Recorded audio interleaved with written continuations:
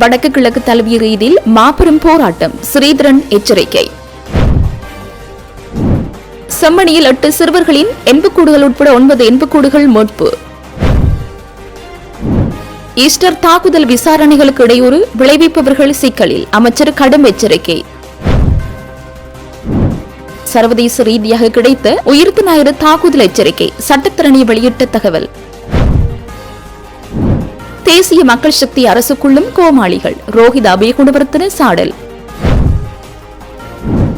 தமிழீழ விடுதலை புலிகள் அமைப்பின் முக்கியஸ்தரை நினைவு கூர்ந்த ரவிகரன், கொழும்பில் எதிர்ப்பு ஆர்ப்பாட்டம். தவறான ஒருவரை ஈஸ்டர் தாக்குதலின் சூத்திரதாரியாக காட்ட முற்படும் அனுர தரப்பு, தயாசிரி சீற்றம். ஆடி அமாவாசை தினத்தை பொது விடுமுறை நாளாக அறிவிக்குமாறு கோரிக்கை. பயங்கரவாத தடை சட்டத்தில் சொல்லிசை பாடகர் கைது, அமைச்சர் ஆனந்த விஜயபாலவின் அறிவிப்பு. அழிவடையும் நிலையில் ஜாழ் மந்திரிமனை, விடுக்கப்பட்டுள்ள அழைப்பு.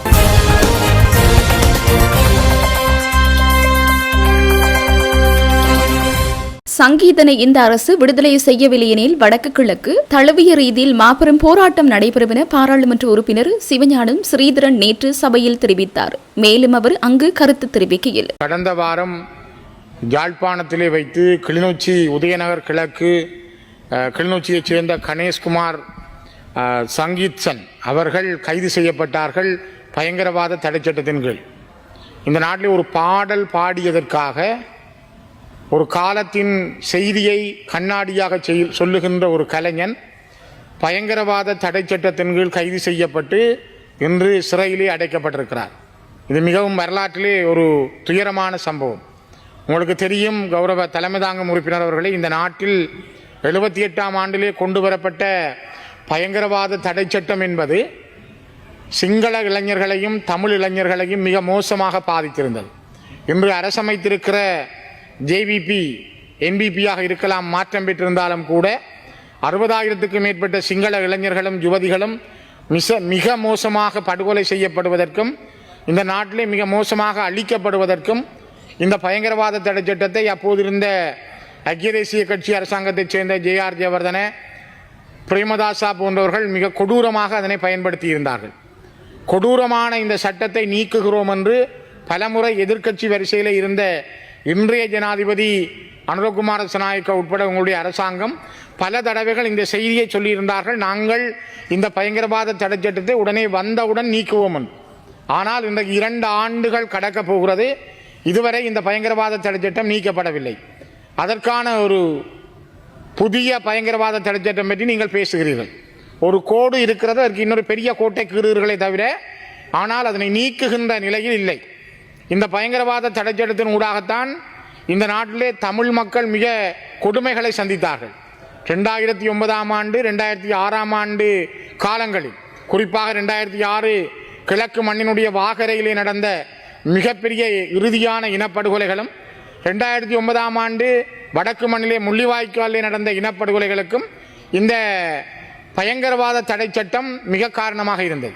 இந்த சட்டத்தை பயன்படுத்தி இன்று கணேஷ்குமார் சங்கீத்சன் கைது செய்யப்பட்டிருக்கிறார். அவர் ஒரு பாடல் பாடி இருந்தார். இந்த நாட்டிலே பாடுகின்ற உரிமை தடுக்கப்பட்டிருக்கிறதா அப்படி என்றால் இந்த சபையிலே நீங்கள் சொல்ல வேண்டும். பேசுகின்ற உரிமை தடுக்கப்பட்டிருக்கிறதா? தீபச்செல்வன் புத்தகங்களை எழுதியிருந்தார். இந்தியாவிலிருந்து வந்த புத்தகங்கள் சுங்க திணைக்களத்தில் தடுத்து வைக்கப்பட்டிருக்கிறது. எழுதுகின்ற உரிமை தடுக்கப்பட்டிருக்கிறது. பாடுகின்ற உரிமை தடுக்கப்படுகிறது. கூட்டம் கூடுகின்ற உரிமை தடுக்கப்படுகிறது. பயங்கரவாத தடை சட்டத்தை வைத்தே நீங்கள் இதனை செய்கின்றீர்கள். இன்று அதனை இன்னும் மெருகூட்டுவதற்காக இன்றைய சட்ட மூலத்தையும் ஜனாதிபதி தனக்கு இருக்கின்ற அதிகாரத்தை பயன்படுத்தி இதனை செய்கின்றார். ஜனாதிபதி ஏன் தனக்கு இருக்கிற அதிகாரத்தை பயன்படுத்தி சங்கீத்சனை ஏன் விடுதலை செய்யவில்லை?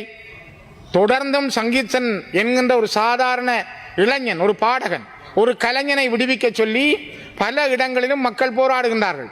நேற்று காலை வவுனியாவில், நேற்று வெல்வெட்டித்துறையில், அதற்கு முதல் கிளிநொச்சியில், இன்று பல்வேறு இடங்களில் மக்கள் திரண்டு போராடுகிறார்கள். இப்பொழுதும் நான் இந்த இடத்திலே உயர்ந்த சபையிலே சொல்லுகிறேன், நீங்கள் அவர்களை விடுவிக்கவில்லையானால், சங்கீத்சன் அவர்களை உடனடியாக இந்த அரசு விடுவிக்கவில்லை என்றால் வடக்கு கிழக்கு தழுவிய ஒரு மாபெரும் போராட்டத்திற்கு மக்கள் தயாராகிறார்கள். இளைஞர்கள் பாதிக்கப்பட்டிருக்கிறார்கள், பேச முடியாமல் இருக்கிறார்கள். அரசு பொறுப்படுத்த காலத்திலிருந்து அபிவிருத்தி என்ற வார்த்தைகளை நீங்கள் சொல்லிக் கொள்கிறீர்கள். ஆனால் அபிவிருத்தி என்பது நடந்ததாக தெரியவில்லை. கைதுகளும் அடக்குமுறைகளும் இந்த நாட்டிலே மிக கோலோச்சி மேலோங்கி இருக்கிறது. அண்மையிலே யாழ்ப்பாண மேல் நீதிமன்றத்தினுடைய நீதிபதியாக இருந்த அலெக்ஸ் ராஜா 2 மாதங்களில் திடீரென பதுளை மாவட்டத்துக்கு மாற்றப்பட்டார். அலெக்ஸ் ராஜா நீதவான் நியமிக்கப்பட்டு அவர் சில வழக்குகளை முன்னிலைப்படுத்துகின்ற பொழுது நீதியான நீதவான்கள் உடனடியாக கலைக்கப்படுகிறார்கள். இதேதான் முல்லைத்தீவில் இருந்த நீதவான் சுவர்ணராஜா அவர்களுக்கு நடைபெற்றது. ஆகவே நீங்கள் கொண்டு வருகிற சட்டம் மக்களுக்கான சட்டம், நீதிக்கான சட்டம் என்பது நீதித்துறையையே கேள்விக்குட்படுத்தி இருக்கிறது. குருந்தூர் மலையிலே பிகாரை கட்ட வேண்டாம் என்று நீதிமன்றம் கட்டளையிட்ட பிற்பாடும் பிக்குமார்களால் அங்கே நீதிமன்ற கட்டளையை மீறி அந்த இடத்திலே விகாரை கட்டப்பட்டது. அரசாங்கத்தினால் இதுவரை அதனை தடுக்க முடிந்திருக்கிறதா? அதனை தடுக்க முயன்ற நீதவானை பழி வாங்கினீர்கள். அவர் நாட்டை விட்டு ஓட வேண்டிய நிலைக்கு நீதியரசர் சுவர்ணராஜா நாட்டை விட்டே போனார். அலெக்ஸ் ராஜா தீர்ப்பு வழங்குகின்ற பொழுது, நீதியை வழங்குகிற பொழுது நீதிக்கு புறம்பாக ஒரு கோரமான அகோரமான ஆட்சிக்காக அவரை யாழ்ப்பாணத்தில் இருந்து நீங்கள் மாற்றியிருக்கிறீர்கள். இது ஒரு மிகப்பெரிய வன்முறை, இந்த நாட்டில் நடைபெறுகின்ற மிகவும் மோசமான ஒரு காரியம். குறிப்பாக யாரும் பேச முடிவதில்லை. கௌரவ தலைமை தாங்கும் உறுப்பினர் அவர்களே, நான் எனக்கு தெரிந்த அளவிலே யாழ்ப்பாணம் யூனியன் கல்லூரி மாணவர்கள் ஒரு விளையாட்டு போட்டிக்கு சோதனை செய்திருந்தார்கள். அந்த சோதனைக்காக அந்த பாடசாலையினுடைய அதிபர் வரதன் உட்பட மாணவர்கள், ஆசிரியர்கள் விசாரணைக்கு உட்படுத்தப்பட்டார்கள். அதே போலதான் கிளிநொச்சி மாவட்டத்தினுடைய கோணாவில் மகா வித்தியாலயத்திலே விளையாட்டு போட்டியிலே சோதனைகள் செய்திருந்த காரணத்தால் அந்த பாடசாலையினுடைய அதிபர் அம்பிகைபாகன் உட்பட ஆசிரியர்கள், மாணவர்கள் விசாரணைக்கு உட்படுத்தப்பட்டார்கள். ஒரு பாடசாலையின் விளையாட்டு போட்டியிலே சோடிக்க முடியாது. பாடசாலை விளையாட்டு போட்டி நடத்தினால் பயங்கரவாத தடை சட்டம், பாடினால் பயங்கரவாத தடை சட்டம், பேசினால் பயங்கரவாத தடை சட்டம், ஒன்று கூடினால் பயங்கரவாத தடை சட்டம். இந்த நாட்டில் நீங்கள் என்ன நல்லிணக்கம் சொல்லுகிறீர்கள்? இங்கே நீதி அமைச்சர் அவர்கள் இருக்கிறார், கௌரவ அமைச்சர்கள் இருக்கிறீர்கள். தயவு செய்து சிந்தித்து பாருங்கள். இந்த சட்டத்தால் பாதிக்கப்பட்டவர்கள் நீங்கள் என்று நாங்கள் சொல்லுகிறோம்.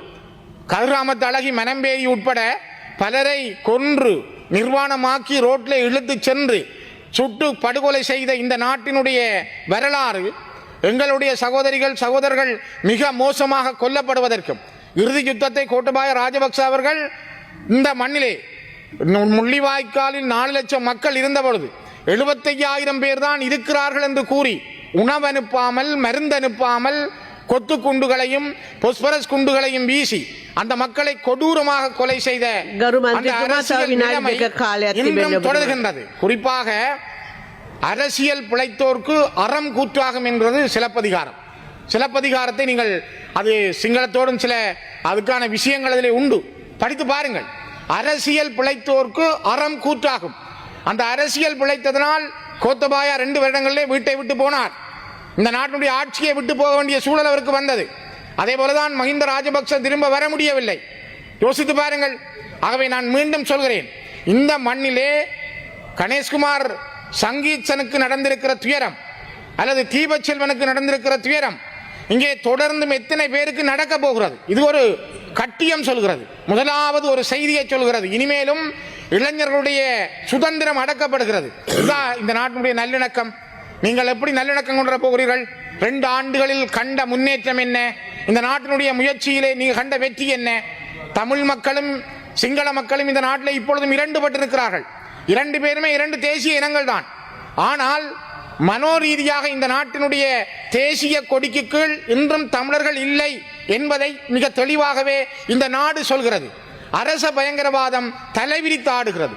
அரச பயங்கரவாதத்தினுடைய ஒவ்வொரு செயல்களையும் நீங்கள் எடுத்து செய்கிறீர்கள். இதனைத்தான் ஜே.ஆர். ஜெயவர்தன காலம் கூட செய்திருந்தார். ஜே.ஆர். சொன்னார், போர் என்றால் போர், சமாதானம் என்றால் சமாதானம் என்று சாதாரண நிரபராதிகளாக இருந்த மக்களை பார்த்து போரை அறைகூவல் செய்த ஜே.ஆருடைய தொடக்கத்தை இப்பொழுதும் கூட 50 ஆண்டுகள் கடந்து வந்தும் கூட நீங்களும் இன்னும் கற்றுக்கொள்ளவில்லை என்றால், இப்பொழுது இருக்கிற நாட்டின் ஜனாதிபதி அனுரகுமார சனாய்க்கா தலைமையிலான அரசும் அதனை கற்றுக்கொள்ளவில்லை என்றால் இந்த நாடு அதள பாதாளத்தில் போய் விழுவதை தவிர வேறு எதுவும் நடக்காது. இந்த நாட்டினுடைய பொருளாதாரம் இன்னும் வளர முடியவில்லை. நாட்டினுடைய பொருளாதாரம் 2 நிமிஷம் தாருங்கள். நான் நினைக்கிறேன் தலைமைதாங்கும் உறுப்பினர் அவர்களே, இந்த நாட்டினுடைய நீதியும் நியாயமும் எல்லா இனங்களுக்கும் உரியதாக இருக்க வேண்டும்.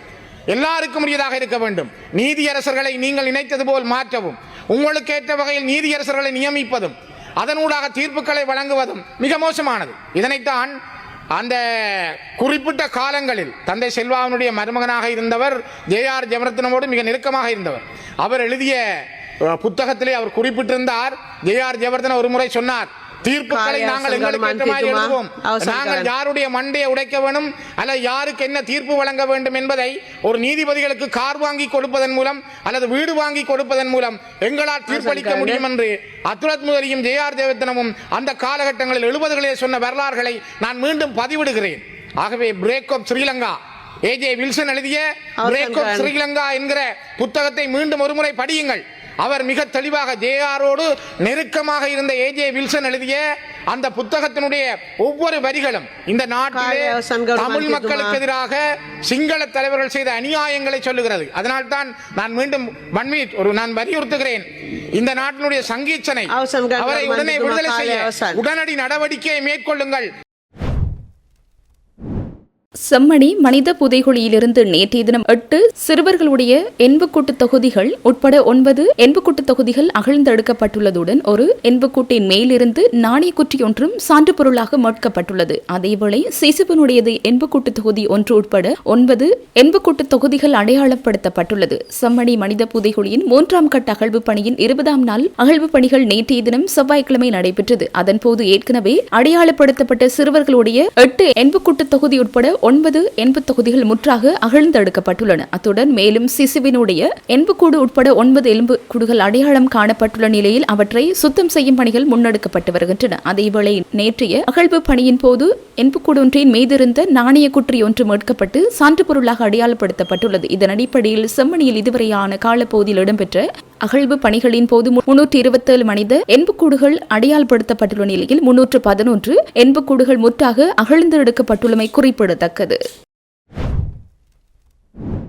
உயிர்த்த ஞாயிறு பயங்கரவாத தாக்குதல் உள்ளிட்ட முக்கிய வழக்குகள் தொடர்பாக குற்றப்புலனாய்வு திணைக்களத்தால் முன்னெடுக்கப்பட்டு வரும் மிக விசேட விசாரணைகளை எக்காரணம் கொண்டும் தடுத்து நிறுத்த முடியாது என அமைச்சரவை பேச்சாளர் அமைச்சர் நலிந்த ஜெயதீச மிக திட்டவட்டமாக தெரிவித்தார். அரசியல் லாபங்களுக்காக போராட்டக்காரர்கள் 1 அல்லது 10 கூடாரங்கள் அமைத்து போராடினாலும் விசாரணைகள் அதன் போக்கில் நேர்மையாக முன்னோக்கி நகரும் என்றும் அவர் சுட்டிக்காட்டினார். அமைச்சரவை முடிவுகளை அறிவிக்கும் வாராந்த செய்தியாளர் சந்திப்பின் போது அமைச்சர் மேற்கண்டவாறு குறிப்பிட்டுள்ளார். இதன்போது சிஐடி விசாரணைகளுக்கு திட்டமிட்டு முட்டுக்கட்டை போடுபவர்களுக்கு எச்சரிக்கை விடுத்த அமைச்சர் குற்றப்புலனாய்வு திணைக்களத்தின் தற்போதைய சுயாதீன விசாரணைகளுக்கு எவரேனும் இடையூறு விளைவிக்கும் வகையில் நேரடியாக அல்லது மறைமுகமாகவோ நடந்து கொண்டாலோ அல்லது அது குறித்து உண்மைக்கு புறம்பான போலி தரவுகளை பொதுவெளியில் வெளியிட்டாலோ அல்லது அது குறித்து தகுந்த சான்றுகளுடன் நீதிமன்றத்திற்கு உடனுக்குடன் அறிக்கை சமர்ப்பிக்கப்படும். அதன் பின்னர் சட்டத்தை மீறிய அத்தகைய நபர்களுக்கு எதிராக நீதிமன்றமே தகுந்த உத்தியபூர்வ தீர்மானங்களை எடுக்கும். நாட்டில் ஏதேனும் முக்கிய ஊழல் அல்லது குற்றச்சாட்டுகள் தொடர்பான விசாரணைகள் தீவிரமடையும் போது திட்டமிட்ட சில போராட்டங்கள் மூலம் பொதுமக்களின் அவதானத்தை வேறு வழிகளில் திசை திருப்பும் ஒரு தவறான கலாச்சாரம் கடந்த காலங்களில் வளர்ந்து வந்துள்ளது. இத்தகைய திசை திருப்பல் வேலைகளுக்கு முற்றுப்புள்ளி வைக்க வேண்டுமாயின் தற்போது ஆரம்பிக்கப்பட்டுள்ள விசாரணைகள் அனைத்து மிக விரைவாக இறுதி இலக்கை நோக்கி நகர்த்தப்பட வேண்டும் என்பதில் அரசாங்கம் உறுதியாக உள்ளது என குறிப்பிட்டுள்ளார். அரசியல் தூண்டுதலால் நடத்தப்படும் தற்காலிக போராட்டங்கள் குறித்து அமைச்சர் நலிந்த ஜெயதீச மேலும் குறிப்பிடுகையில் வரும் 12 அல்லது 18 பேர் கொண்ட சிறிய குழுக்களை வீதிகளில் அமர்த்தி கூச்சலிட்டு போராடுவதனால் குற்றப்புலனாய்வு திணைக்களத்தின் சட்டப்பூர்வ விசாரணைகளுக்கு எந்த ஒரு பாதிப்பு அல்லது தடைகளோ ஏற்பட போவதில்லை. எமது அரசின் கீழ் எந்த ஒரு அரசியல் தலையீடுமின்றி சட்டத்தின்படி விசாரணைகள் சரியான முறையில் நேர்மையாக முன்னோக்கி நகரும் என்பதை நாட்டு மக்களுக்கு பொறுப்புடன் உறுதி கூறுகிறோம் என்று தெரிவித்துள்ளார். உயிர்த்த ஞாயிறு பயங்கரவாத தாக்குதலானது நாட்டின் பாதுகாப்பு துறையில் ஏற்பட்ட மிக மோசமான பாதுகாப்பு குறைபாடு மற்றும் அதிகாரிகளின் பொறுப்பற்ற தன்மையின் விளைவை தவிர இதன் பின்னணியில் எந்த ஒரு தனிப்பட்ட மகா சூத்திரதாரியும் கிடையாது என்று பிரபல சட்டத்திரணி மைத்ரி குணரத்ன திட்டவட்டமாக தெரிவித்துள்ளார். உயிர்த்த ஞாயிறு தாக்குதலின் பின்னணியில் உள்ள உண்மையான சூத்திரதாரிகளை கண்டறிவதில் நிலவும் குளறுபடிகள் மற்றும் பாதுகாப்பு துறையின் பலவீனங்கள் குறித்து அவர் கடுமையான விமர்சனங்களை முன்வைத்தார். இந்த கோர தாக்குதல் நடப்பதற்கு 21 நாட்களுக்கு முன்பே குறிப்பிட்ட ஒரு நாளில் இவ்வாறானதொரு தற்கொலை தாக்குதல் நடத்தப்பட உள்ளது என்று அரசு புலனாய்வு சபைக்கு மிக துல்லியமான ரகசிய தகவல் கிடைத்திருந்தது. புலனாய்வு பிரிவினர் அந்த தகவலை உடனடியாக பாதுகாப்பு செயலாளருக்கு அனுப்பியிருந்தனர். அவர் மூலமாக அந்த கோப்பு அப்போதைய போலீஸ் மாதிபர் பூஜித ஜெயசுந்தரவிடம் உத்தியோகபூர்வமாக ஒப்படைக்கப்பட்டது. இருப்பினும் நாட்டின் ஒட்டுமொத்த பாதுகாப்புக்கு பொறுப்பான போலீஸ் மாதிபர் அந்த அத்தியாவசிய முக்கியத்துவம் வாய்ந்த கோப்பை வரும் தகவலுக்காக என குறிப்பிட்டு தனது கீழ்மட்ட அதிகாரிகளுக்கு அனுப்பியிருந்தாரே தவிர தேவாலயங்களுக்கோ அல்லது பொதுமக்களையோ பாதுகாப்பதற்கான எந்த ஒரு தீவிரமான பாதுகாப்பு நடவடிக்கையும் எடுக்கவில்லை என்றார். முன்னாள் ராணுவ புலனாய்வு பணிப்பாளர் மேஜர் ஜெனரல் சுரேஷ் சாலே இந்த தாக்குதலின் பின்னணியில் இருந்தாரா என்று எழும் வாதங்களை தர்க்க ரீதியாக அணுகிய மைத்ரி குணரத்ன சுரேஷ் சாலே தான் இந்த தாக்குதலுக்கான திட்டத்தை தீட்டினார் என்று ஒரு வாதத்துக்கு வைத்துக் கொண்டாலும் கூட சர்வதேச ரீதியாக கிடைத்த துல்லியமான எச்சரிக்கை தகவல்களின் அடிப்படையில் அப்போதைய போலீஸ் மாதிபரும் பாதுகாப்பு செயலாளரும் தங்களது கடமைகளை சரியாக செய்திருந்தால் இந்த தேசிய பேரழிவை தடுத்து 270க்கும் மேற்பட்ட உயிர்களை காப்பாற்றியிருக்கலாம் என்றார். தற்போதைய தேசிய மக்கள் சக்தி அரசு உயிர்த்த ஞாயிறு தாக்குதல் குறித்து சுயாதீன விசாரணை நடத்தி உண்மைகளை வெளிப்படுத்துவதாக மக்களுக்கு வாக்குறுதி அளித்திருந்தது. ஆனால் தற்போது சுரேஷ் சாலே கைது செய்யப்பட்டுள்ள நிலையில் நாளுக்கு நாள் இந்த தாக்குதலின் மகா சூத்திரதாரி என அடையாளப்படுத்தப்படுபவர்கள் அரசியல் தேவைக்கேற்ப மாறிக்கொண்டு இருக்கின்றார்கள் என்றும் சுட்டிக்காட்டினார். எனவே இந்த ஒட்டுமொத்த விவகாரமும் அதிகாரிகளின் கூட்டு பொறுப்பற்ற தன்மையால் நேர்ந்த ஒரு பேரழிவு என்று சட்டத்தரணி மைத்ரி குணரத்ன மேலும் தெரிவித்துள்ளார்.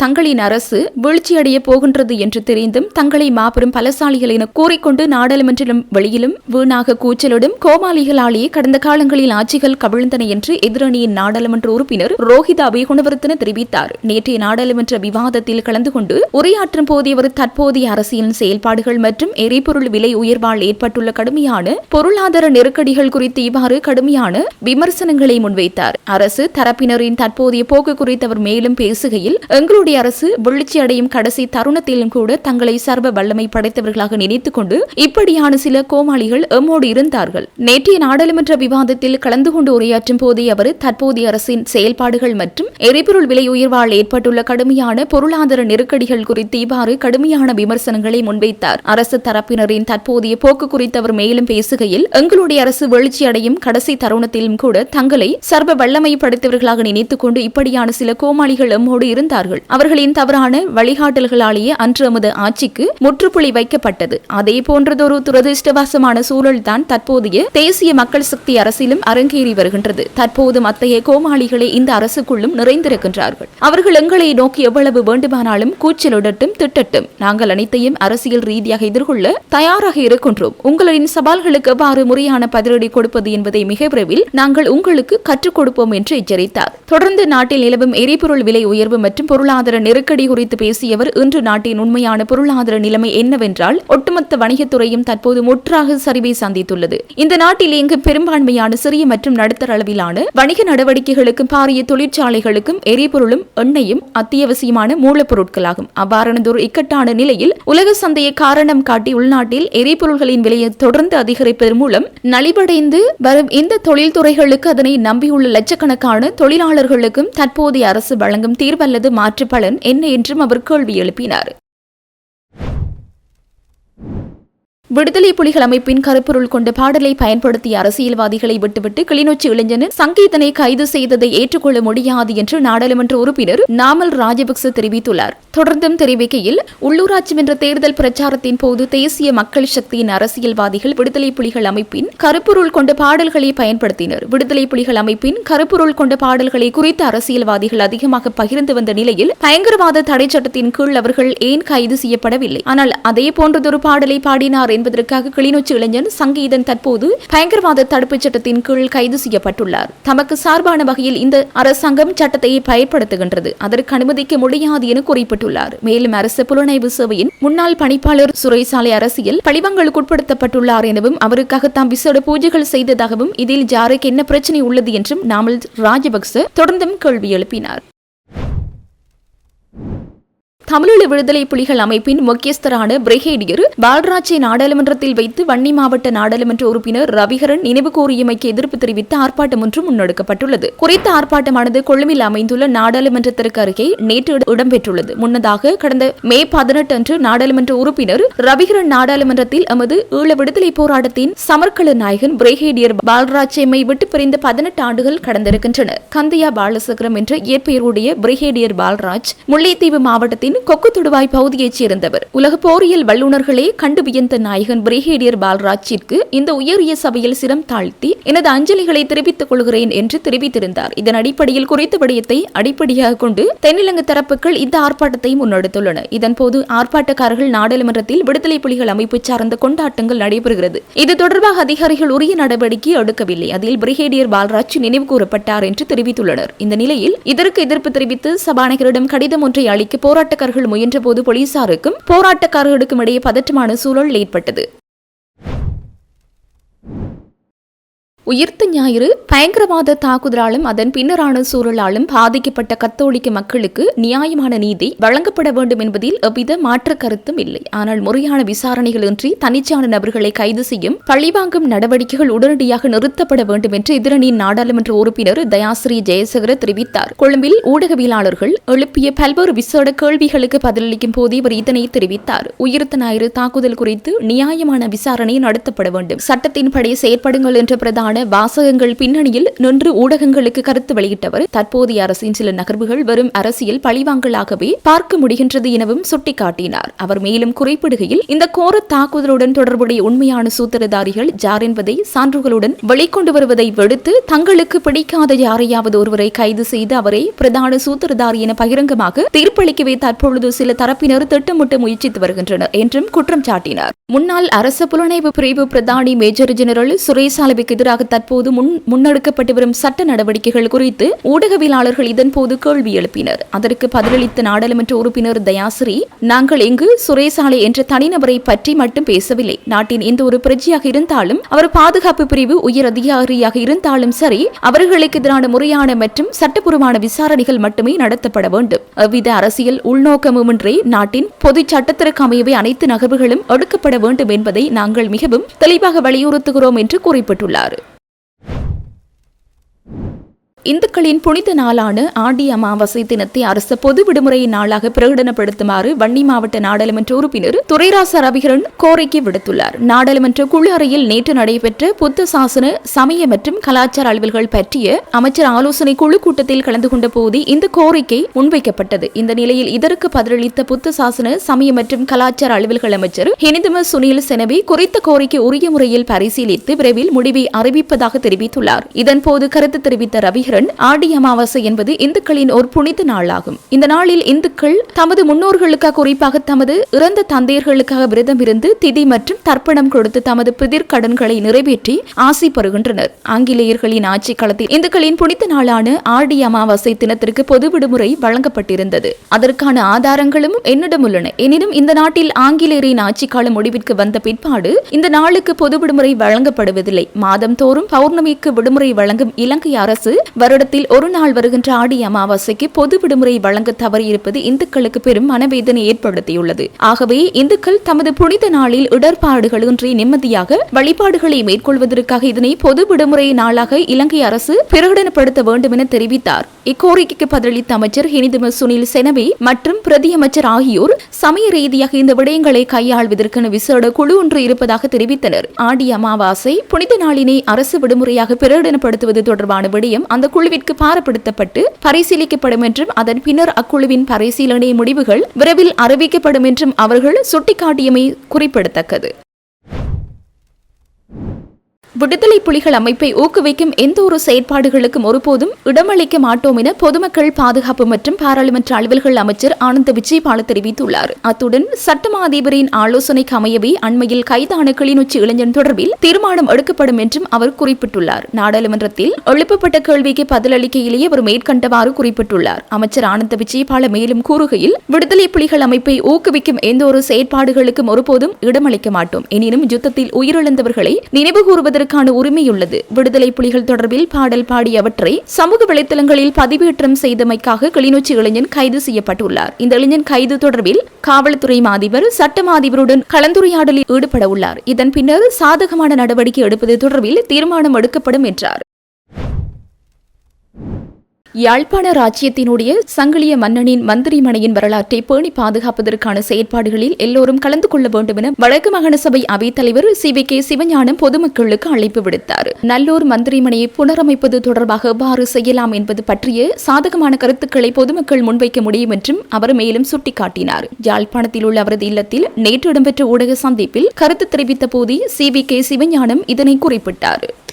நான் கிட்டத்தட்ட 54 வருடம் இந்த இடத்திலே வாழ்கின்றவன் என்ற முறையிலும் சங்கிலி அரண்மனையில் இருந்து ஒரு 200 மீட்டருக்குள்ளே வசிப்பவன் என்ற முறையிலும் மாநகர பகுதியில் ஆணையாளராக இருந்த வகையிலும் இதனை அந்த விடயத்தில் கூடின அக்கறை எடுத்தாலும் பல்வேறு இடர்பாடுகள் அல்லது தடைகள் வந்து கொண்டிருந்தன.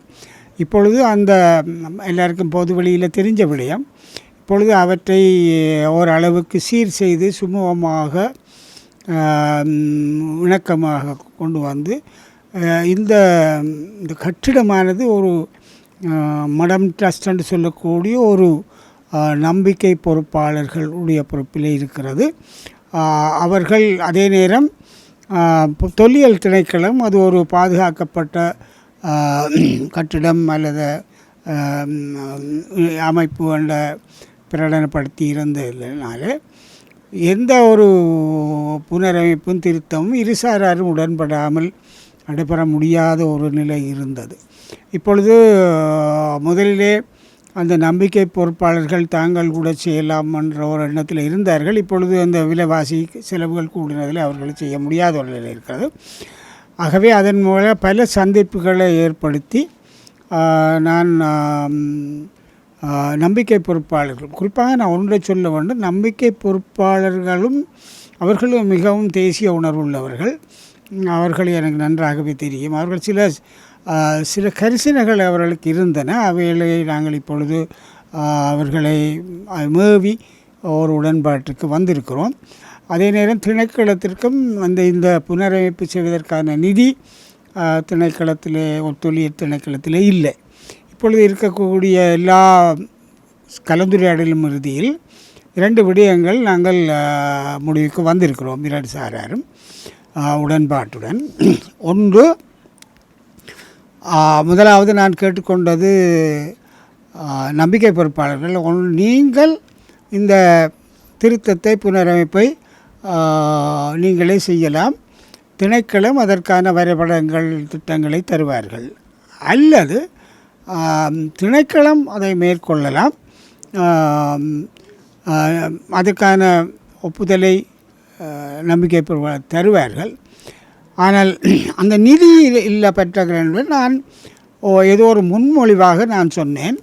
ஏற்கனவே கடந்த 84ஆம் ஆண்டு இந்த ஃபயர் பிரிகேட் என்று சொல்லக்கூடிய யாழ்ப்பாண மாநகர சபையினுடைய தீயணைப்பு திட்டத்தை அல்லது அஞ்சலை உருவாக்குகின்ற பொழுது பொதுமக்களுடைய எவ்வாறு உதவியை கோரினேனோ அவ்வாறு இந்த வகையில் இது கோரி நிதியை வழங்கலாம் என்ற ஒரு நம்பிக்கையின் அடிப்படையில் இப்பொழுது செயல்பாடுகள் நடைபெறுகின்றன. இது 2 விடயங்கள். இந்த விடயத்தை நான் இப்பொழுது மக்கள் மன்றத்துக்கு கொண்டு செல்ல விரும்புகின்றேன். ஒன்று, நிதி சேர்க்க வேண்டும். ஆனால் அது ஒவ்வொரு அமைப்புகளில் கொடுத்தால் அவர் பின்னாலே அதற்கு அவர்கள் உரிமை கோரக்கூடியதாக இருக்கும். அப்படி இல்லாமல் ஏதாவது ஒரு அமைப்பு, பொது அமைப்பு இதுக்கு முன் வந்தால் அவர்களுக்கு அந்த ஒரு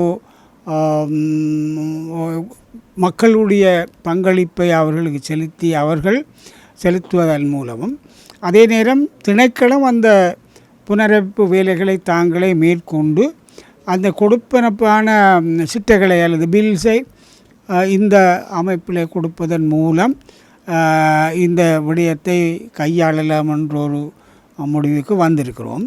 அப்போ என்னுடைய கோரிக்கை என்னென்றால், முதலாவது இந்த ஒரு அமைப்பாக இதை செயல்பட்டு அந்த நிதியை கையாளுவதற்கு அமைப்பாக இருக்கக்கூடியவர்கள் விடயம் முடிந்தவுடன் எந்தவித உரிமை கோரலோ ஒன்றும் இல்லாமல் கையளித்து விட்டு நாங்கள் வெளியேறுகின்ற ஒரு நிலைக்கு இருக்கக்கூடியவர்கள், அல்லது அது சாத்தியமில்லை என்றால் அல்லது ஒரு சில பேர் ஒரு 4-5 பேர் ஒன்றாகக்கூடிய ஒரு சில அமைப்பாக உருவாக்கி அந்த பணியை செய்யலாம்.